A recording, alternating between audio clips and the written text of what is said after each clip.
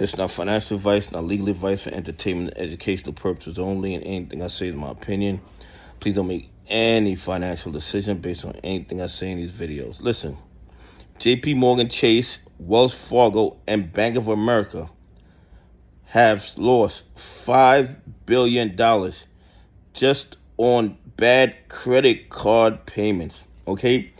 And if you look at the total losses with the commercial real estate included, they're looking at a $21 billion loss, okay? $21 billion that they are never going to get back. So with a $21 billion loss, $5 billion in just credit cards, people who just refuse to make their credit card payments, that they're written off as losses, not unrealized losses, actual losses. Do you guys think a 0.50 basis point interest rate cut is going to really help these guys? Do you think that's going to bring them to the promised land? That's going to get their records current? It is not going to do that, okay?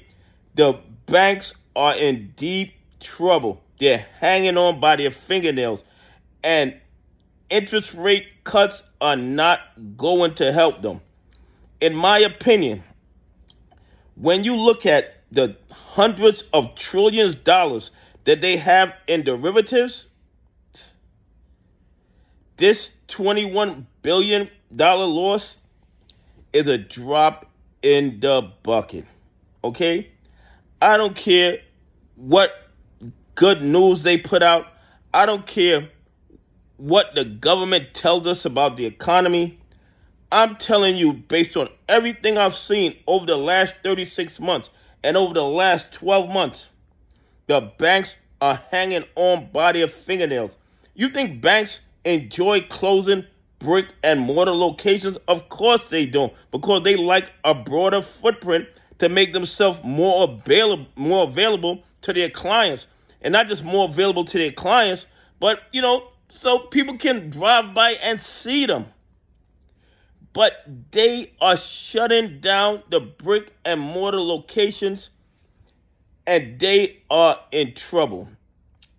JP Morgan Chase, Wells Fargo, Bank of America, Citibank, and my favorite, New York Community Bank.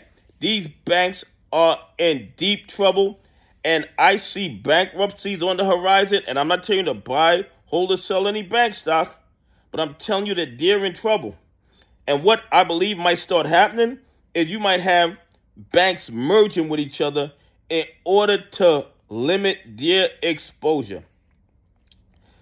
And even though that 5.50 basis point rate cut did take a little pressure off of the banks, because it made borrowing money a little less expensive, they are still in trouble from years of creating counterfeit shares. Not just AMC, not just GME. They do it with almost every stock in the market. They create the shares, and then they sell them into the market, and they put that money in their pocket. And that's what they've been doing probably for the last 20 or 30 years. And yes, the SEC knows. Yes, the DOJ knows. And yes, the FBI knows. They know exactly what they're doing. Because if we just been paying attention for the last 36 or 48 months, and we can see exactly what they're doing, the regulatory agencies and the law enforcement agencies whose job it's been to supervise their activities for the last 20, 30 years, they have to be fully aware of what they're doing. They are fully aware of what they're doing. They just don't do anything. And we all know why. Because the ones losing money are who? Retail investors, pension funds, and institutions that follow the rules. This type of market behavior would not be tolerated if the ones losing money were the 1%ers. They would have shut it down. Anyway, please leave some comments. Tell me what you think. Do you think the banks down $21 billion in losses because of commercial real estate and credit cards, do you think that they're having liquidity issues and they're hanging on by their fingernails? Anyway, have a great day. God bless, and I appreciate y'all on this journey with me.